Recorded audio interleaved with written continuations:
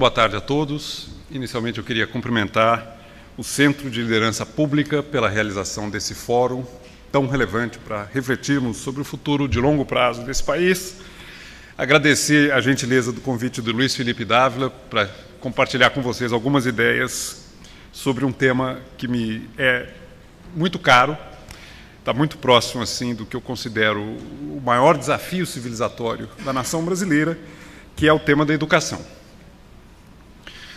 Eu queria começar fazendo uma observação de caráter mais geral para depois ir caminhando em partes até o meu tema mais específico.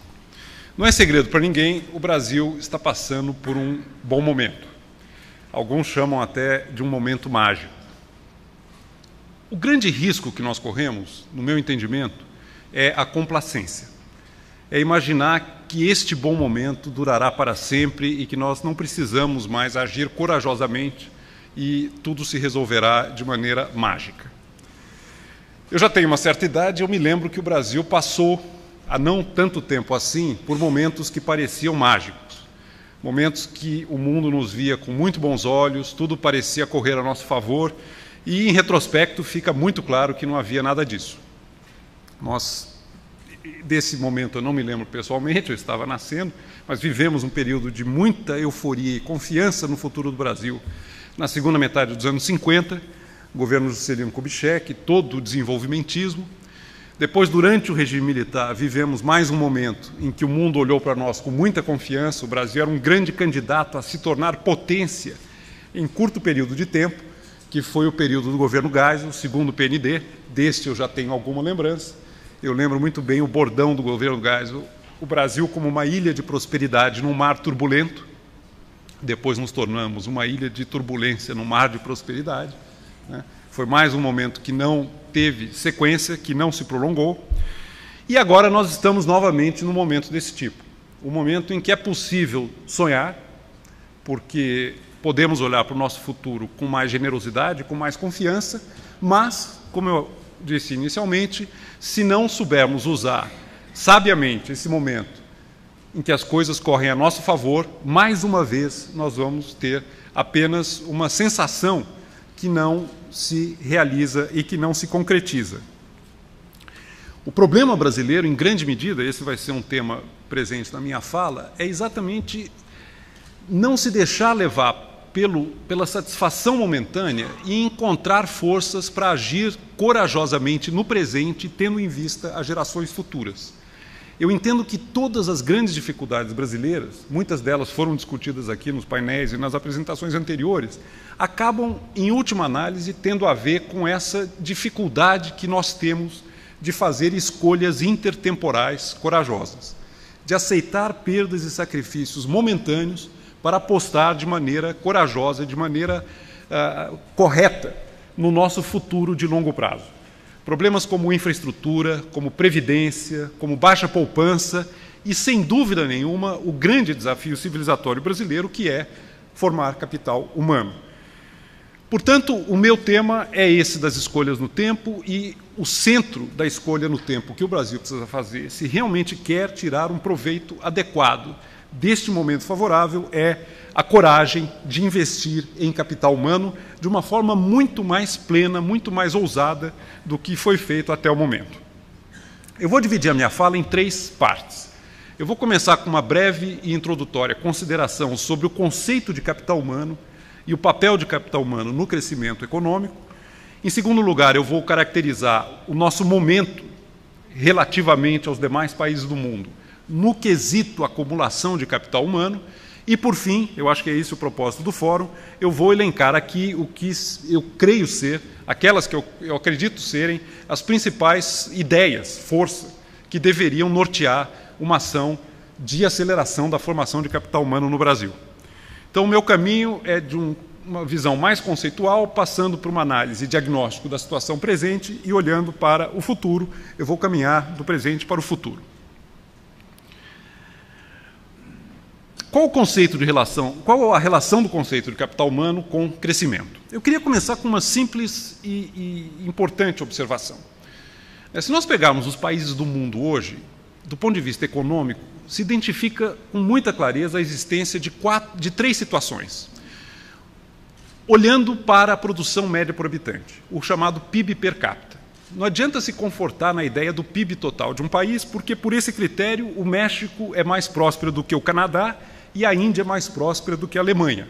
PIB total, do ponto de vista econômico, não quer dizer quase nada. A não ser para quem gosta muito de geopolítica e imagina que o tamanho de uma nação, por si só, é lá coisa tão relevante assim.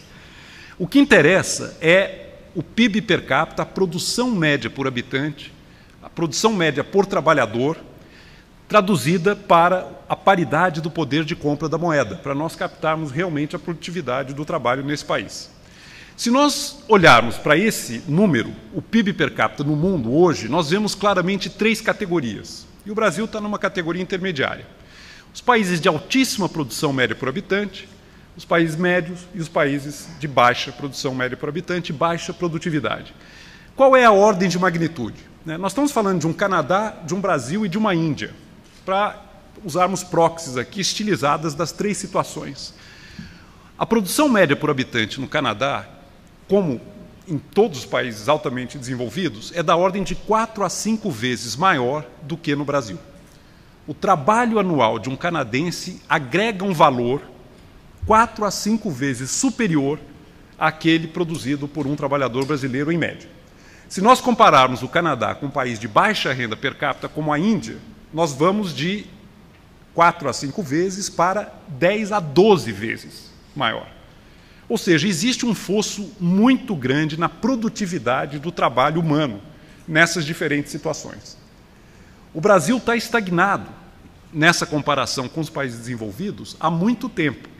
A Índia e alguns outros países de baixa renda, pelo contrário, vêm aumentando a taxas muito elevadas a sua produção média por habitante e estão se aproximando de nós. Mas nós, o fosso que nos separa dos países altamente desenvolvidos está praticamente estagnado há 20 anos. O Marcos Lisboa, inclusive, frisou esse ponto aqui na apresentação que ele fez.